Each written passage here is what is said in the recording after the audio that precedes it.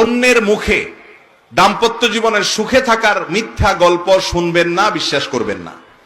বেশিরভাগ ফ্যামিলিতে দেখা যায় যাদের সাংসারিক জীবনে অশান্তি আছে, মহিলাকে অন্য মহিলা ফুসলায়, বলে যে আপা তোমার স্বামী এরকম, আমার স্বামী তো এরকম এরকম, গল্প দেয়। এমন ভাবে গল্প দেয় মনে হচ্ছে উনি সুখের সাগরে ভাসতেছে। আপনার তখন মনে হয়, ওই মহিলার তখন মনে হয় যে হায় হায় রে, আমার কপালটা এত খারাপ।